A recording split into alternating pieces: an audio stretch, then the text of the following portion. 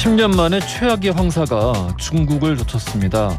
한낮에도 차에 전조등을 켜고 다녀야 할 만큼 상황이 좋지 않은데요. 이 황사가 결국 우리나라까지 왔습니다. 오늘 하루 동안 전국에 걸쳐서 차츰 황사의 영향권에 들겠는데요. 미세먼지도 매우 나쁨 수준입니다.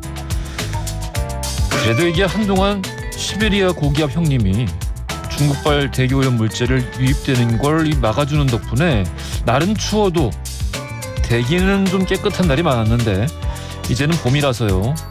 거기 기대지도 못할 것 같습니다. 오늘은 외부 활동 최대한 줄이시고요. 실내 환기도 하지 않는 게 좋겠습니다. 3월 16일 화요일 허중쇼 출발합니다. 허중쇼 1부 첫 곡으로 들려드린 곡 FT 아일랜드의 새들처럼 이었습니다. 새들처럼 나르고 싶습니다. 답답해요. 조혜영님, 우리도 미세먼지에 이렇게 코가 답답한데 새는 얼마나 답답할까요? 노래를 들으면서 생각해 봅니다.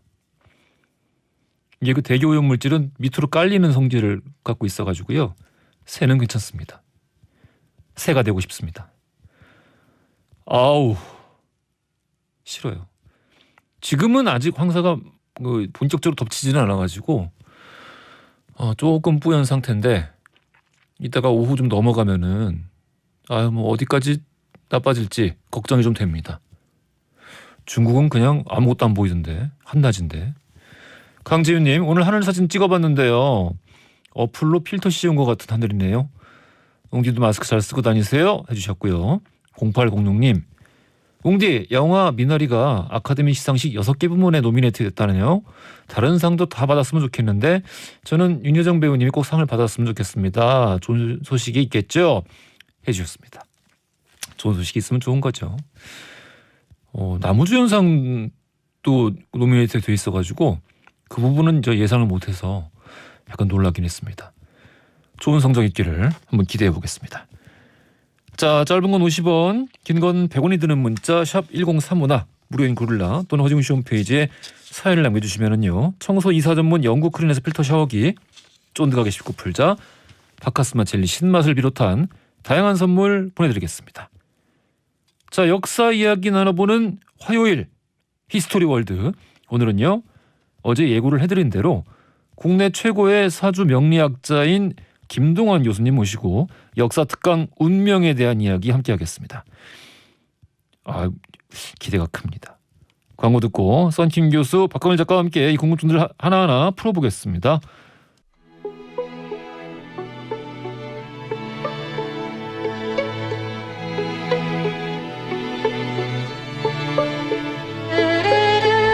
과거 속 역사를 통해 현재를 들여다봅니다. 히스토리 월드 역사여행 전문가 역사 귀요미 박광일 작가님 나오셨고요. 안녕하십니까? 안녕하세요, 박광일입니다. 야사의 달인 역사 개그맨 썬틴 교수님도 나오셨습니다. 안녕하십니까? 안녕하십니까. 오늘은 어떤 이유 때문에 우리 박광일 작가님과 한 프레임 안에 투샷으로 들어갔는데 나란히 앉아 계세요. 제 머리가 굉장히 크군요. 뭐야 이거? 보이는 라디오 봐봐. 뭐이라 꼼동사냐? 나 깜짝 놀랐어. 이야, 마운틴 로시모 큰 바위 얼굴이요. 아니 어떻게 그냥 눈으로 봤을 때 이렇게까지 심하게 얼굴 크기가 차이가 나진 않는데. 그만하세요. 네. 우와 이거 캡처해놔. 우리 이제 막내야 이거 캡처해놔. 놀려볼게. 나 집에 갈래. 와, 어마어마합니다. 자, 오늘 스페셜 게스트 한 분 더 모셨습니다. 연초가 되면 특히나 훨씬 더 바쁘신 국내 최고의 사주 명리학자 동국대학교 미래융합교육원의 김동완 교수님 나오셨습니다. 안녕하십니까? 예, 안녕하세요, 김동완입니다. 아니 근데 저는 굉장히 뭔가 뭐랄까요, 이미지가 되게 어떤 무서운 분이 오실 것 같고 왠지 느낌 있잖아요. 어렸을 때부터 네. 저는 그냥 뭔가 그런 사람의 운을 읽어내고 뭐 이런 일을 하시는 분은 다 어떤 그 머털도사에 나오는 네. 그 우리 거꾸리 스승님 있잖아요. 그분처럼 되게 무섭게 생긴 분들인 줄 알았는데 굉장히 푸근하신 인상이셔가지고 깜짝 놀랐습니다. 고맙습니다. 저는 그 교수님 그 책 쓰신 책을 한 십몇 년 전부터 한번 그 서점에서 봤는데 직접 뵈는 건 처음이고 그 책 표지에 보면 우리 교수님 사진이 있거든요. 보면은 방금 말씀하신 것처럼 굉장히 근엄하고 약간 뭔가 에너지를 뿜뿜뿜 하시는 분 같이 약간 무서운 이미지였는데 지금 보니까 옛날 되니까. 사진은 무서웠다. 네, 그렇죠. 지금 옛날 사진은 굉장히 수염도 좀 있고 좀 카리스마가 있었죠. 그럼 나이가 들면서 약간 좀 인상이 변하신 거군요. 뭐 약간 뭐 계획도 있었어요. 젊었을 때는 좀 너무 젊으니까 이게 뭐 오시는 분들이 약간 뭐 좀 너무 젊은 사람이 이게 상담할 수 있을까? 뭐 이런 것도 있어서 조금 수염도 기르고 뭐 개량 한복도 좀 입고 그런데 이제 나이가 들으니까 이제 좀 조금 더 젊게 좀 편안하게 이렇게 바꿨죠. 그러니까 자연스러움이 묻어나시는 것 같아요. 그러니까 너무 편안해 보였을 때. 네. 자, 우리 설날에 모시려고 원래 연락을 좀 드렸었는데 스케줄이 너무 많으셔가지고 이제야 겨우 모시게 됐습니다. 사실 바쁜 시즌이죠. 예, 뭐 연말연시가 제일 바쁘죠. 그래도 일단 뭐 1년을 준비하고 또 그것을 또 뭐 계획하길 때 뭔가 한 번 정도는 뭐 1년을 좀 미리 예측해보고 싶은 욕심들도 계시고 그러다 보니까 하여간 뭐 연말연시가 제일 바쁘다고 봐야 되겠죠. 두 분은 어떻습니까? 그 사주나 토정비결 이런 거 좀 보는 편입니까? 저는 오늘 태어나서 사주를 처음 봤습니다. 저는 뭐 지나간 얘기니까 말씀드리지만 30년 전에 이제 대학교 때 그 소개팅 같은 걸 나가면은 할 말이 없잖아요. 그렇지. 그렇죠. 그래가지고 만세력이라고 있어요. 만세력. 달력인데 그거 가지고 이제 우리가 사주풀이라는 책인데 그걸 들고 다니면서 그걸 봐줬어요 제가. 안녕하십니까 썬킴이라고 하는데 태어난 시가 소개팅 자리에서. 그때 시기면은 다른 대학생들은 이제 어떤 거 타임지나 내셔널 지오그래피 이런 거를 뒷주머니에 이렇게 꽂고 다닐 때 저는 만세력을 보고 나는 만세력을 들고 다녔다. 튀었죠 굉장히. 예, 우리 저 썬킴 교수님 같은 분들이 계셔서 우리 같은 사람이 먹고 살게. 별 말씀을 교수님. 시장을 넓혀놓으셨네요. 그래. 사이비. 뭔 소리예요? 자, 우리 작가님은. 저는 사실은 토정비결이라든지 뭐 이렇게 뭐 그 사주라든지 이런 거를 거의 본 적이 없습니다.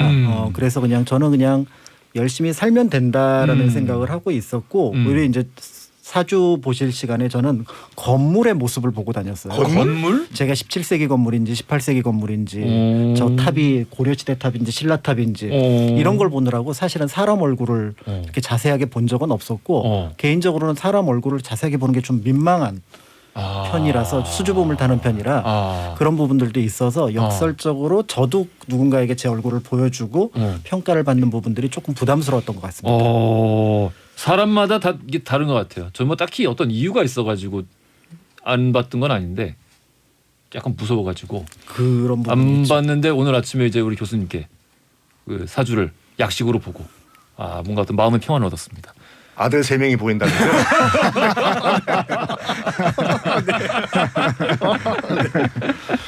천기누설인가? 자, 우리 교수님에게 들어볼 이야기가 많은 분들이 궁금해하시는 운명에 관한 이야기입니다. 운명, 운명은 타고나는 겁니까? 일단 뭐 운명이라는 글자를 봐야 되는데 우리가 이제 운명하면 사람들이 쪽집게라든지 뭐 결정돼 있다든지 이렇게 얘기를 많이 하는데 사실은 운자가 움직일 운자예요. 명은 목숨 명자고 뭐 삶을 움직이는 학문인 거죠. 사실은 어디도 결정돼 있다라는 얘기는 없어요. 만약에 이게 결정돼 있으면 뭐 결명학이라든지 고정돼 있다라서 고명학 이렇게 했을 텐데 왜 운명학일까? 예를 들어서 이런 거 하나 예를 들어볼게요. 남자 사주에 여자가 많다. 예. 그러면 큰 틀에서는 남자 사주에 여자가 많은 건 결정돼 있지만 잘못 가져가면 바람둥이가 될 수 있어요.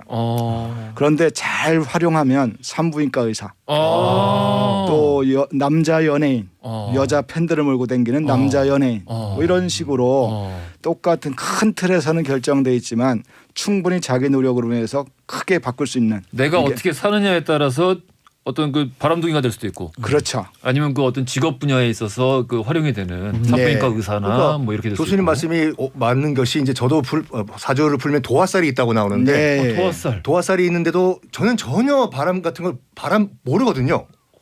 되게 남들이 모르는 건가요? 네? 아니 그게 사실이. 되게 간단한 문장을 얘기하면서 왜 이렇게 눈빛이 흔들려요? 거기서 보여요. 그래서 어떻게 풀이하냐에 따라 다른 거죠. 그렇죠. 도화살 같은 경우도 잘못하면 뭐 주색잡기를 빠진다거나 음란하거나 뭐 이렇게 예를 들어서 조선시대 때는 아주 위험했을 거예요. 그럼 해봤자 광대가 되거나 또는 뭐 극기를 발휘하지 못하니까 기생이 되거나 그럴 텐데 지금은 BTS가 되거나 뭐 이럴 수 있기 때문에 전혀 다른 운명을 살 수 있어요. 그래서 큰 틀에서는 바꿀 수 없는 게 있죠. 도화가 많은 거 이건 바꿀 수 없죠. 이게 결국 교수님이 연구하시는 분야가 명리학인 건데 네. 이게 이 명리학 좀 간단하게 설명 좀 해주십시오. 예, 명리학은 뭐 천간이라고 하는데 한 번씩은 들어봤을 거예요. 갑을병정 무기경신임계라는 거와 또 12띠동물 자축인묘 진사오민 신의술에 이렇게 이것을 연월일시로 2개씩 짝을 지어서 8글자를 가지고 오행으로 바꾸기도 하고 그래서 목이 몇 개인지 화가 몇 개인지 이렇게 보기도 하고 음양으로 바꾸기도 하고 뭐 이렇게 다양한 또 신잘 아까 도화살이라든지 역마살이라든지 이런 것들을 분석해서 그 사람의 성격은 어떤지 직업적성은 뭔지 직무 역량은 어떤지 뭐 이런 다양한 것들을 살아가는 데 필요한 뭐 장점과 단점을 잘 분석하는 학문이라고 봐야 되겠죠. 그러면 이게 그 사람의 과거와 현재 상황 이런 거를 좀 정확하게 분석해 주는 건가요? 아니면 미래의 문제를 해설해 주는 건가요? 이렇게 미래를 맞춘다기보다는 예. 자기를 정확하게 이해할 수 있게 해서 미래를 잘 살 수 있도록 도와준다 이렇게 보시면 될 것 같아요. 나는 누군지를 잘 모르거든요, 사람들이. 모르죠. 예, 아는 것 같은데 제대로 모르는데 한 인간의 장점과 단점을 잘 분석해줘서 내가 누구구나. 그래서 어느 길로 가면 더 잘 살 수 있겠구나 이렇게 예시해 준다고 보시면 될 것 같아요. 제가 아까 교수님 보자마자 좀 여쭤봤던 게 문제가 있는데 이게 늘 궁금했었거든요. 이게 사주라는 게 결국에는 통계인데 그렇죠. 통계 문제고 그렇다면은 그 통계값에 대한 결과치가 다 동일하게 나와야 되는데 주변에 사주 보는 친구들을 보면은 뭐 이렇게 영화가 나왔어. 그래서 뭐 이게 잘 될지 안 될지 보고 뭐 알아보고 싶어. 5만 군데를 다 돌아다니거든요. 네. 그럼 이 결과치가 같은 거면 이렇게 많이 돌아다닐 필요가 있는가 하고 여쭤봤는데 그 답변 좀 다시 한번 들려주시죠. 네, 일단 지금은 뭐 이게 국가 자격증이 있는 것도 아니고 누구나 차릴 수 있는 거여서 조선 시대는 자격증이 있었다. 네, 조선 시대 때는 뭐 일단 관상감이라는 관직이 있어서 정삼품까지도 올라갔으니까 그런데 지금 이제 일제 시대 이후서부터 거의 이제 사라지고 그냥 책 한 권 공부하고서 차리거나 뭐 한 달 정도 공부해가 차린 사람들이 엄청 많죠. 그러다 보니까 뭐 약간 어떻게 보면 사이비들이 많고 뭐 책 가지고 공부해놓고서는 또 뭐가 보이는 것처럼 또 속이기도 하고 뭐가 보인다는 거는 신점 뭐 이런 그렇죠. 거. 그런 것처럼 저 또 약간 사기도 치기도 하고 그러다 보니까 아마 많은 분들이 좀 사이비나 가짜이지 않을까 이렇게 생각돼요. 그러면은 뭐 그 사주 본다는 집에서 신점 보는 건 뭐예요? 그러면은 그러니까 이제 사주 실력도 떨어지고 뭐 그러니까 뭐 대충 뭐 보는 척 하는 게 좀 편하거든요. 사실은 어떻게 보면. 그러니까 엑스레이를 누가 판독하냐에 따라 다른 거와 똑같은 거네요. 그렇죠. 뭐 그러니까 최소한 뭐 5년 10년 공부해서 엑스레이 판독하는 거 하고 그냥 한두 번 이렇게 뭐 곁눈질 해가지고 본 사람이 엑스레이 판독하면 뭐 전혀 다르다고 봐야 되겠죠. 그러니까 사실은 이게 문화재 공부할 때도 그대로 적용이 되거든요. 그러니까 문화재를 탑을 아무리 논문을 봐도 수백 수천 개의 탑을 계속해서 이어서 봐야지 그 탑의 어떤 실질적인 어떤 시기라든지 양식 이런 것들을 구분해낼 수 있거든요. 그러니까 이제 현재하고 그러니까 현실하고 이론을 맞추는 작업들이 필요한 부분들인데 이제 이런 부분들을 말씀하신 것 같아요. 아까 이제 교수님께서 운명이라는 거는 사실 이제 큰 틀에 있어서의 우리가 그 이야기를 해줄 수 있을 뿐이지 살아가는 노력 여하에 따라서 얼마든지 달라질 수 있다 이 말씀 해주셨었는데 네. 역사 속에서 그런 그 대표적인 인물이 좀 있을까요? 예, 일단 김구 선생님하고 이제 알렉산더 대왕 두 분을 좀 한번 말씀드려볼까 하는데. 김구 선생님은 이제 1890년대 전후에 과거 시험을 보러 가세요. 이게 이제 백범일지에 나오는 이야기인데 현장에 갔는데 뭐 이 대리 시험도 있고 그때는 뭐 더 심해가지고 주민등록증이 있는 것도 아니니까 뭐 누구든지 대리 시험도 볼 수 있고 뭐 컨닝도 하고 뭐 이러니까 거기다 뭐 매관매직도 하니까 가서 봤더니 본인이 장원급제해봤자 큰 의미가 없다. 여기서 어차피 뭐 나는 양반되기도 힘들고 관직에 가는 것도 뭐 쉽지는 않겠다라고 생각해서 좌절하고 집으로 돌아오세요. 그래서 집에 와서 좌절하고 있는데 아버님이 백범김구 선생님 아버님이 책을 관상책, 사주책, 풍수책을 사다 주세요. 이게 뭐 이제 백범일지에 나오는 얘기니까. 그래서 공부를 하시죠. 사주 공부를 했더니 뭐라고 나오냐면 배부른 것도 관심 없고 등 따뜻한 것도 관심 없다. 약간 거지 같은 거잖아요. 배부른 것도 관심 없고 등 따뜻한 것도 관심 없으니까. 자기 분석을 해봤더니. 네. 그다음에 관상 공부를 하고서 이제 거울에 맞춰봤더니 눈도 거지요, 코도 거지요, 입도 거지요. 김 선생님이? 예. 그러니까 거린 관상이라고 나와요. 네. 그러니까 이제 자살하겠다 생각을 해요. 자살하려고 하는데 마지막 귀절, 관상책 마지막 귀절이 탁 눈에 들어오는 거예요. 관상부려 심상. 관상이 제 아무리 뛰어나도 마음의 상을 따라갈 수 없다. 여기서 깨달으시고 일본군을 죽이고 상해로 가시죠. 평생 돈 벌은 적이 없어요. 독립자금을 구걸해서 나를 위해서 쓴 게 아니라 자신의 배부른 걸 위해서 쓴 게 아니라 국가와 민족을 위해서 썼죠. 어떻게 보면 관상은 벗어나지 않으셨는데 좋은 쪽으로 가신 거네요. 그렇죠. 사실 어떻게 보면은 훌륭한 목회자분들 이런 분들도 헌금을 받아서 자신을 위해 쓰는 게 아니라 가난한 사람들 고아원이나 뭐 이런 데 쓰는 거거든요. 그래서 똑같은 거지여도 진짜 서울형 노숙자가 될 수도 있지만 훌륭한 이렇게 뭐 김구 선생님처럼 되거나 또는 이런 분들이 될 수 있죠. 또 알렉산더 대왕에 대한 이야기인데 예. 이분이 이제 유럽을 정벌 하고 더 정벌하고 싶어서 점성술사를 찾아가요. 그래서 손금을 딱 내밀어요. 네. 그런데 이 점성술사가 벌벌벌 떠는 거예요. 솔직하게 얘기해라. 그랬더니 대왕님의 손금이 1cm만 더 길었으면 세계를 제패할 수 있는데 지금 여기까지다. 그러니까 알렉산더 대왕이 칼을 칵 꺼내요. 이 점성술사는 나를 죽이려는가 보다라고 생각하고 겁먹고 있는데 그 얼굴에 손금을? 네, 손금을 1cm를 탁 늘리는 거죠. 그래서 이 점성술사가 대왕님의 손금은 유럽인데 의지와 개척 정신이 세계를 제패할 수 있어. 이렇게 써요. 이렇게 운명이라는 거는 큰 틀은 결정돼 있지만 본인이 어떻게 끌고 가느냐에 따라서 달라질 수 있다. 약간 자가 성형 수술 아닌가요? 그런데 궁금한 게 그 원래 타고난 관상인데 제 얘기는 아니에요. 우리 박 작가님 얘기도 될 수 있고. 근데 살면서 약간 그 의학의 기술을 도움받아서 리터치라는 경우에는 네. 관상이 바뀌나요? 예를 들어서 이제 관상 수술을 하시고 그러니까 좋은 관상을 수술을 하면 한 1년 그러니까 10년 정도는 고생을 해요. 그러니까 관상이 좀 안 좋은 뭐 비대칭이라든지 이런 분들이 수술을 하면 그래도 좀 좋아질 수 있는데 원래 뭐 예를 들어서 미스 코리아라든지 탤런트라든지 이런 분들이 수술을 해버리면 한 10년 정도는 고생을 좀 한다고 오히려 해요. 고생을 한다고. 왜냐하면 상처가 남게 되고 어쨌든 그 상처가 마물 때까지는 어쨌든 고생을 한다고 봐야 돼요. 알겠습니다. 자세한 이야기 2부에서 이어가겠고요. 아유 흥미진진합니다. 돌발 퀴즈 드릴게요. 연초가 되면은 이걸 보는 분들이 많이 계십니다. 조선시대의 학자 이지암 선생께서 만든 걸로 사람의 기륭화복을 적어놓은 책입니다. 조선 후기에 백성들 사이에 널리 퍼진 이후에 지금까지도 운세를 보는 도구로 널리 쓰이고 있습니다. 이건 과연 뭘까요? 보기 드리겠습니다. 1번 타로, 2번 별자리, 3번 토정비결. 이지암 선생님이 타로를 만드셨으면 참 가능하죠. 왜? 가능성을 막아버려요. 왜? 예, 가능성은 있군요. 네. 알겠습니다. 정답 아시는 분들 짧은 건 50원, 긴 건 100원이 드는 문자 샵 1035나 무료인 고릴라 보내주시면 추첨 통해서 선물 보내드리겠습니다. 김성균 그리고 도희의 운명 들으면서요 2부로 이어가겠습니다. 허지용 쇼.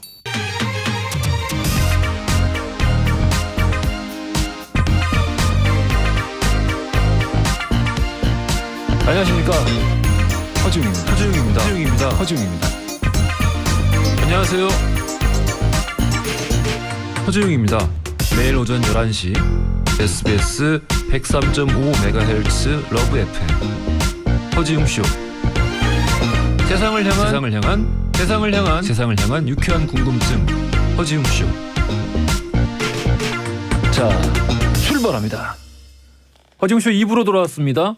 많은 분들이 역시나 관심을 가지고 질문들이 쏟아지고 있습니다. 맹서준님, 김동환 교수님 책으로 철학 공부를 하게 된 1인입니다. 너무 반갑습니다. 하고 인사 보내주셨고요. 7777님이 사주는 유럽 사람에게도 적용을 할 수가 있나요? 동양인에게만 적용이 되는 건가요? 하고 여쭤보셨습니다. 일단 사주는 뭐 전 세계인 모두 적용이 되죠. 그래서 그 시간, 그러니까 유럽 시간을 가지고 사주를 뽑으면 충분히 가능합니다. 근데 저 질문이 교수님. 네.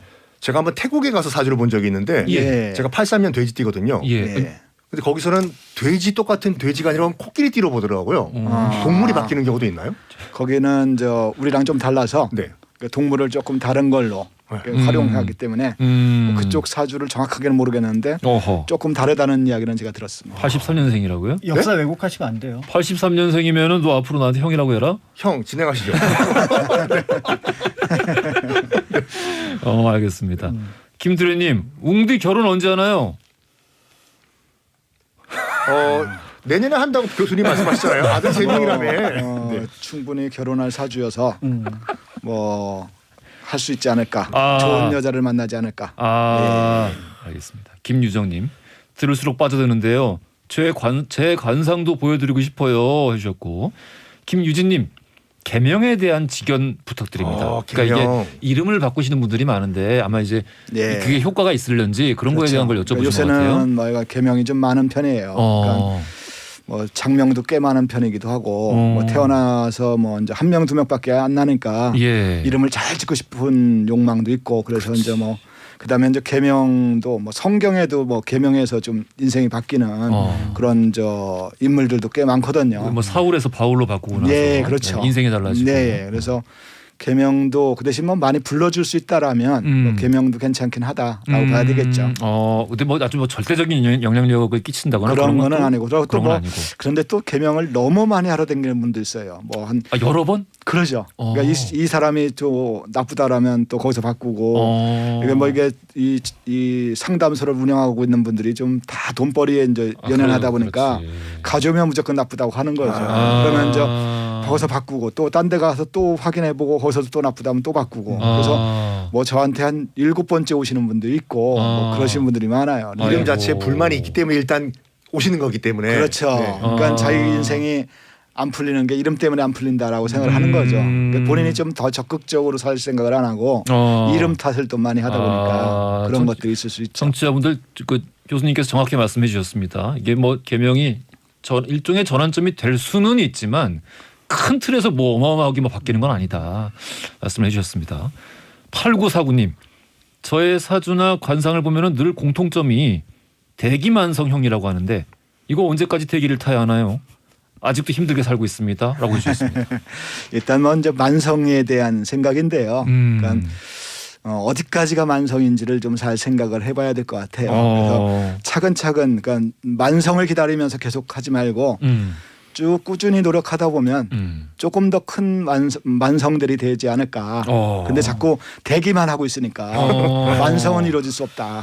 이게 개인적으로 이제 그 질문이 그 보통 아침에 이제 일어나면 신문 받아보신 분들은 막 정치, 사회, 무슨 바이든의 대북 정책 다 그쪽을 보시는데 저는 맨 뒷페이지에 있는 오늘의 운세를 보거든요. 그렇죠. 이게 10월 이걸 다 모르고 그냥 띠만 가지고 알 수 있을까요? 재미로 보는 거죠. 재미로 보는 거다. 하여간 뭐 한국의 웬만한 일간지들은 다 오늘의 운세를 내고 있고 그런데 그러니까 재미로 보셔야죠. 하루 인생을 뭐 신문에다 기대하지 마시고. 죄송합니다. 옛날에 식당 가면은 그거 기억나세요? 10원 넣고 식당이 아니라 다방 가면은 식당에도 있었어요. 그래요? 50원 넣고 땡기면은 100원 넣고 그 뭐 이렇게 돌리면은 그 큰 재터리처럼 생겼는데 거기서 이렇게 돌돌돌 날리는 나오고.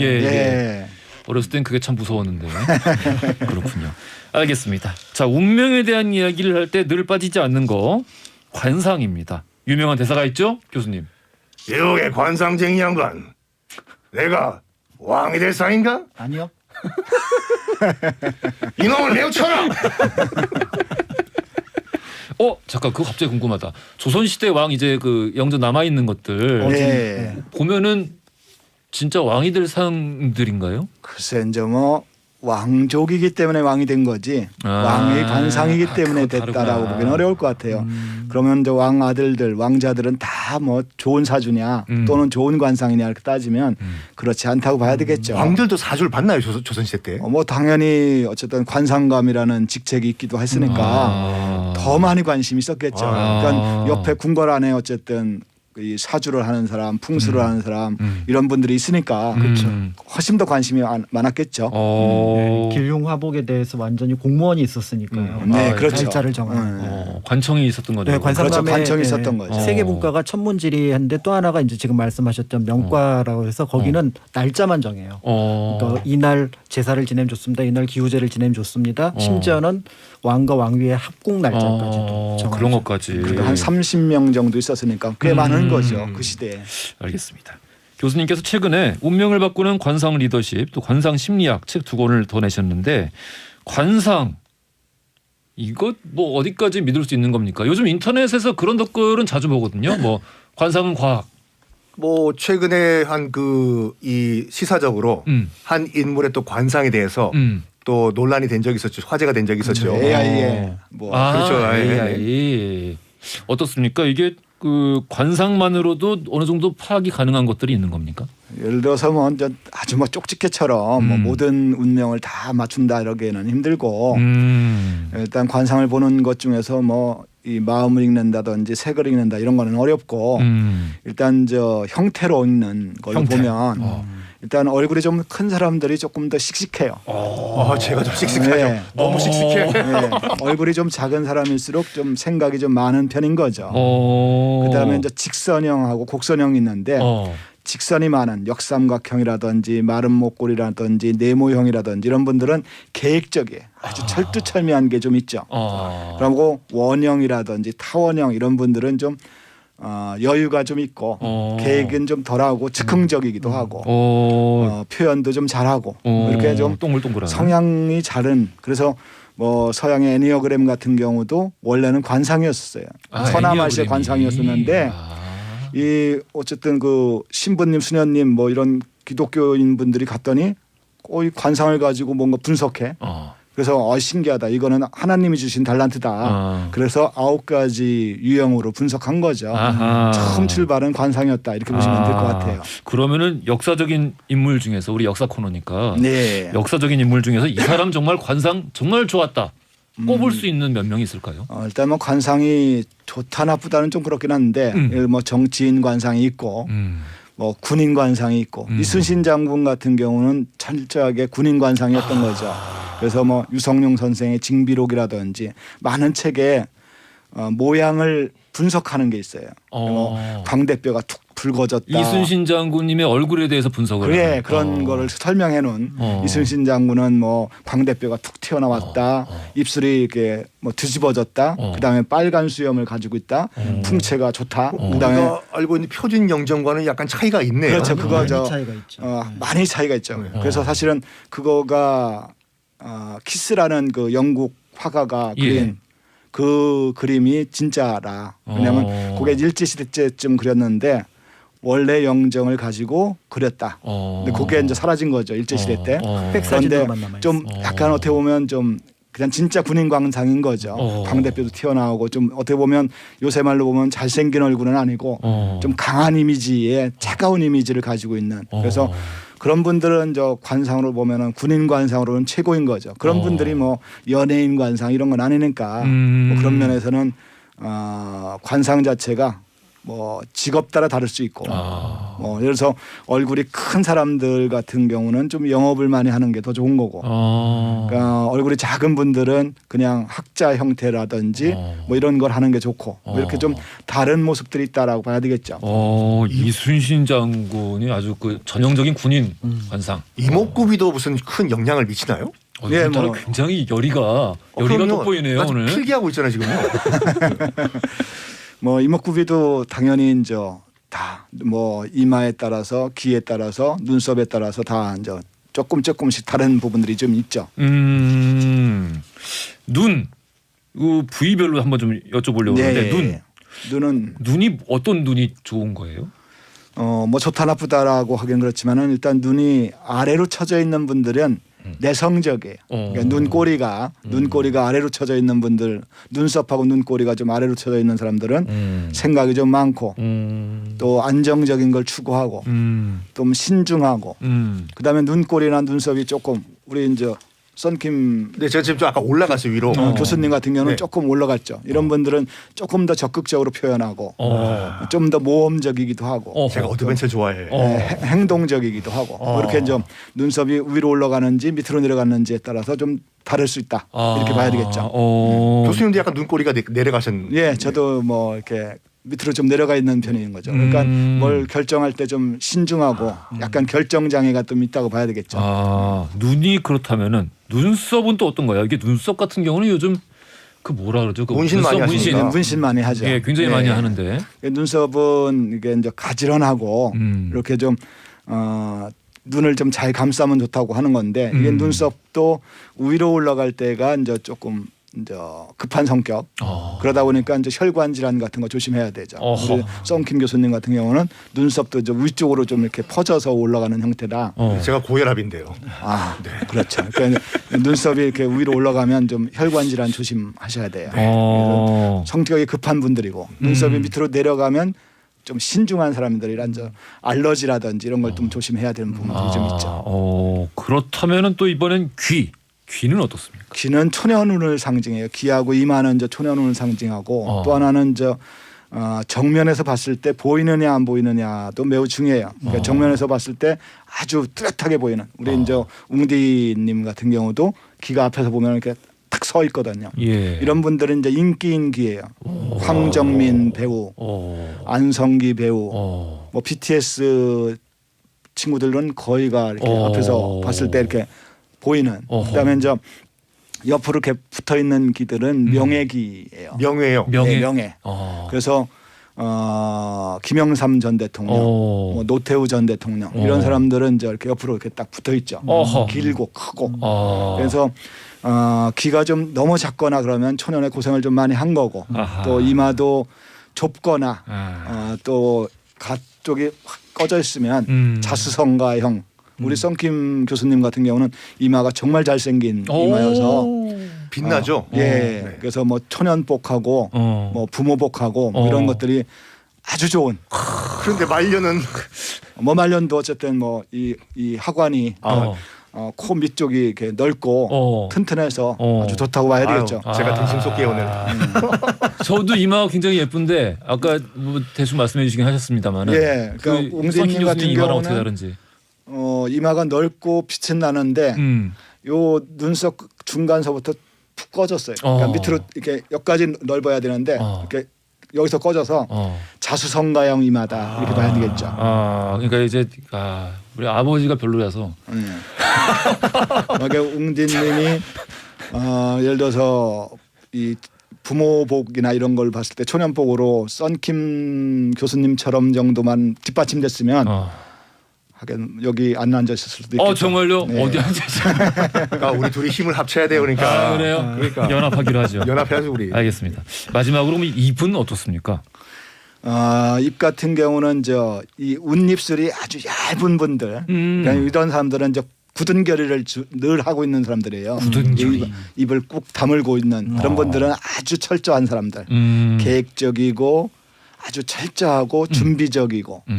그러니까 입이 좀 작은 사람들은 조금 소심하고 안정적인 사람들, 입이 좀 크고 넓은 사람들은 좀 자기 표현을 시원시원하게 하고 우리 썬킴 교수님도 입이 좀 크더라고 보니까 그러면 하고 싶은 얘기 다 하고 그런 분들인 거죠. 그래서 입 자체에서 이제 입술이 좀 얇은 사람들이 아주 꼼꼼한 분들 이런 거고 이렇게 해서 입을 잘 보면 그 사람의 성격이나 이런 것들을 대충은 분석할 수 있죠. 입도 또 그런 게 있구나. 그 입술이 얇고 이렇게 좀 약간 크면은 결단력이 있는 거네. 그러면. 그렇죠. 네, 결단력이 있는 거죠. 그러면은 그 왜 이제 사람들이 웃으면 관상이 좋다 이런 얘기 흔히들 하는데 이건 사실입니까? 일단 코가 난데 관상에서는 코 많이 웃을수록 이 콧망울이 좀 뚜렷해져요. 많이 웃을수록. 왜냐하면 이 범령이 이렇게 올라가면서 이렇게 양 주름이 이렇게 웃으면 올라가죠. 이 코가 이제 뚜렷해지죠. 콧망울이 뚜렷해지니까 그러면 콧망울이 뚜렷해지면 이제 재물복이라고 하거든요. 그래서 이제 우리 웅디님 같은 경우도 코가 아주 커요. 잘생겼어요. 코 큽니다. 예, 잘생겼는데 콧망울이 조금 더 뚜렷하려면 많이 웃으셔야 돼. 웃어야 된다. 네, 그러니까 좀 덜 웃어서 너무 이제 진지하고 뭔가 세상을 좀 이렇게 뭔가 이렇게 관리하다 보니까 좀 콧망울이 조금 코는 정말 아주 잘생긴 코인데 콧망울이 조금 약간 많이 웃어주면 콧망울이 엄청 커지죠. 들창코 같은 경우는 재물이 좀 빠지는 그런 코다라고 하는 말이 일단 뭐 코가 이제 앞에서 봤을 때 콧구멍이 보이면 네. 들어오는 돈과 나가는 돈이 많은 거죠. 뭐 그러면 어쨌든 들어오는 거 많으면 좋은 거고 그 대신 이제 콧망울이 전혀 안 보이는 약간 매부리 코 같은 경우는 들어가면은 절대 안 나오는. 그 예전에 대통령 했던 분 지금 감옥에 계시는 그분도 굉장히 매부리 코 그렇죠, 아닙니까? 그렇죠. 그런 분들은 한 번 들어가면 절대 안 나오는. 돈이. 예. 그렇구나. 이거 신기하네. 입장이 일단 있네요. 예, 그렇죠. 오늘 완전 초심자로서 완전히 빠집니다. 이게 또 이런 종류의 이야기를 할 때 빠지지 않는 내용인데 궁합. 예. 이거는 존재합니까 이게? 예, 뭐 일단 뭐 철학관이나 점집에 가면 이제 궁합은 뭐 궁합이 나빠서 결혼하면 안 돼, 뭐 결혼해야 돼, 뭐 이러는데 나쁘다 좋다라고 딱 구분하기는 좀 어렵고요. 뭐 장단점이 있는 거죠. 그래서 부모와 자식 간의 궁합 뭐 이런 것들은 이제 이렇게 비교해서 이제 장점은 잘 살려가고 단점 보완하고 어떻게 보면은 우리 이제 세 분 같은 경우는 궁합이 참 좋은 궁합들이죠. 그러니까 이게 시원시원하게 얘기하는 거, 또 준비를 철저하게 오는 거, 그거를 중간에서 중재하는 웅디님 이런 궁합들이 이제 잘 조화를 맞추면 좋은 건데 궁합이 뭐 좋다 나쁘다는 아니고. 장점은 잘 살려가고 단점은 서로 보완하는 게 궁합이다. 이렇게 보면 될 것 같아요. 원진살이라고 해서 너 소띠는 너 말띠랑 결혼하면 망해. 그런 100% 믿으면 안 된다 이거죠. 그렇죠. 뭐 띠와 띠 가지고 그렇게 협박하고 결혼 못하게 하고 뭐 7년씩 사귀었는데 궁합 때문에 결혼 못하고 이런 분들 엄청 많거든요. 부모님들이 절대 아니다. 사랑이 우선이지 궁합은 보조 역할이다 이렇게 봐야 될 것 같아요. 그럼 우리가 뭐 어디서 쉽게 그 보고 듣는 이야기들 중에 뭐 결혼 준비 중에 그 뭐 어디 시어머니나 혹은 뭐 사주 단자 보내잖아요. 그거를 봤는데 너무 안 좋다. 그래서 이걸 깨자. 뭐 이런 이야기들 하는데 이게 너무 과민 반응이다. 그렇죠. 뭐 누군가의 인생을 뭐 철학관 점집 하는 분들이 인생을 관여해서 끝장을 보는 거는 문제가 있다. 그냥 상담가이고 조언자이지 무슨 심판자처럼 행동하는 거는 문제가 있다 이렇게 봐야 돼요. 조상탓 하시는 분들 있어요. 조상탓. 알겠습니다. 궁합이 좋은 인물 또 역사에 뭐 혹시 남아 있는 사람 있나요? 뭐 세종대왕하고 뭐 이 누구죠? 혹시 저기 과학자. 우리 장영실 뭐 이런 분들. 그다음에 이순신 장군하고 유성룡, 영의정했던 유성룡 이 두 분은 어렸을 때부터 친해가지고 나중에 관직도 사실은 엄청난 승진을 시켜주는 게 유성룡 영의정인데 그런 분 아니었으면 지금의 이순신은 없었다고 봐야 되겠죠. 그렇지. 이순신 장군하고 원균하고는 궁합이 안 좋은 거죠. 원진살이지. 그러면 남녀를 떠나가지고 직장 생활을 할 때도 뭐 동성 간에도 상사 간에도 궁합을 보는 게 좋은. 그러니까 이제 장단점을 잘 뭐 챙겨 보는 것도 좋은 거죠. 저 사람은 어떤 사람이구나를 내가 알면 그럴 수도 있구나라고 이해할 수 있는데 그렇지 않으면 좀 답답해질 수 있죠. 이 교수님 모셔서 운명에 대한 여러 가지 이야기를 나눠봤는데 좋은 이야기를 많이 들은 것 같습니다. 시간이 벌써 다 됐어요. 진짜. 이 끝으로 좀 운명을 개척하고 싶어하는 사람들. 네. 사실 대다수에 속하겠죠. 네. 이런 분들에게 또 응원의 말씀 부탁드릴게요.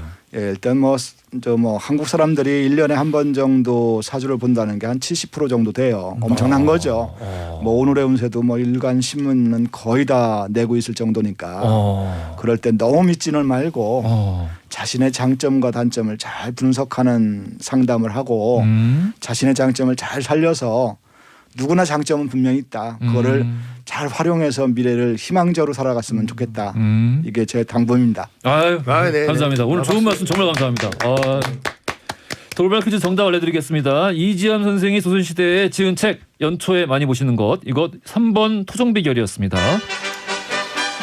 당첨자 명단은 선고표란에 올려놓겠습니다. 지금까지 김동환 교수님, 박강일 작가님, 선친 교수님과 함께했습니다. 감사합니다. 감사합니다. 네, 감사합니다. 자, 내일은요 초등학생들의 대통령 국내 최고의 너튜브 크리에이터인 도티 씨 만나보겠습니다. 도티 씨에게 궁금하신 점 저희 홈페이지 이 맛에 산다 코너에 남겨주시면 추첨 통해서 선물 보내드리겠습니다. 자, 끝곡 로제의 언더그라운드 준비했고요. 이 곡 들으시면서 저는 내일 아침 11시에 다시 찾아뵙겠습니다. 내일은 좀 황사가 없었으면 좋겠네요. 자, 지금까지 허중이었습니다.